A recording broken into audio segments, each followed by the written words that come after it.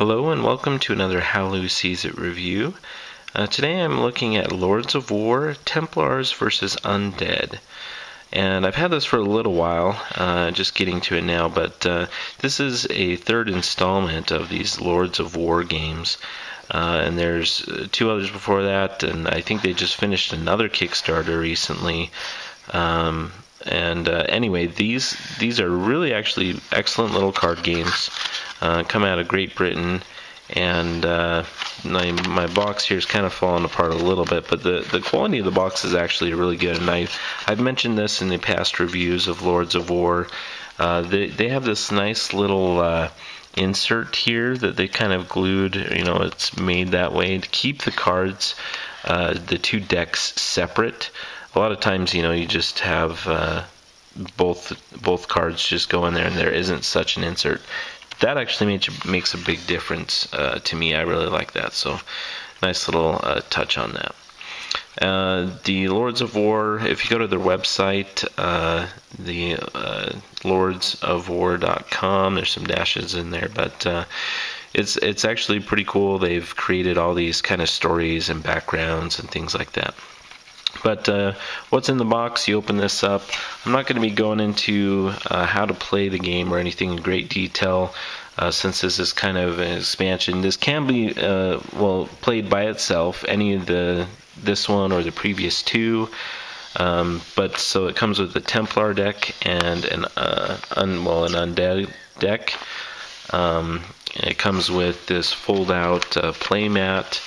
It's just the kind of like the instructions here, but has some cards and gives you some definition of the board, of where you can lay cards down. You don't actually need to play with it, but it's really pretty helpful.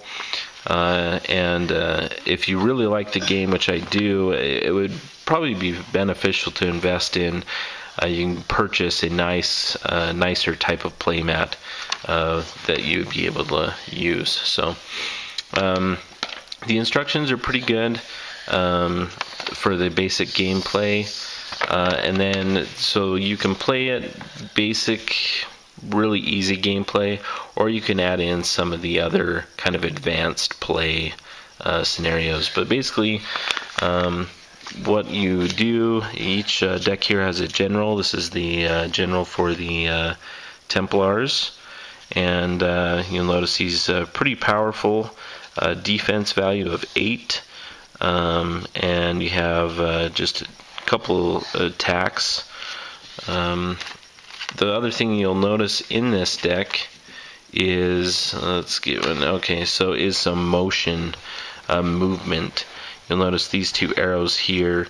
You can move in this game if you want to add that into the advanced gameplay, so they can move in that direction of the that arrow.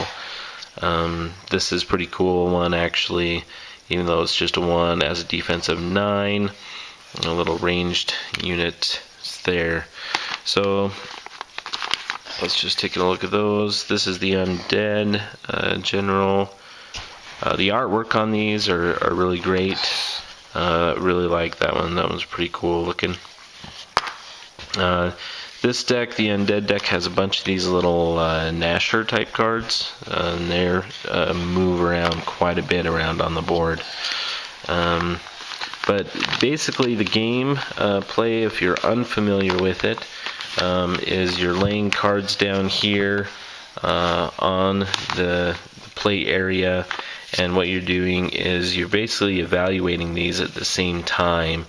You lay them down in engagement there. You're going to just compare numbers here. So we have an attack here of 1, and then we have an attack here of 4. And you just check the defensive values. They're done at the same time. This has a defensive value of 1, that sort of thing. If the other one is higher, or you get some cards teamed up here later on, you evaluate those, remove them from the board. So it's really a card placement game, tactical strategy as far as where you're going to place the cards, the movement on these cards in this third deck. adds kind of a fun new element to that. But it's just a really well done 2-player card game. Lots and lots of coming out from them now, little expansions and things like that, which I think are all definitely worth looking into. It's just a simple little game, but I really have enjoyed it. Lords of War, Templars versus Undead.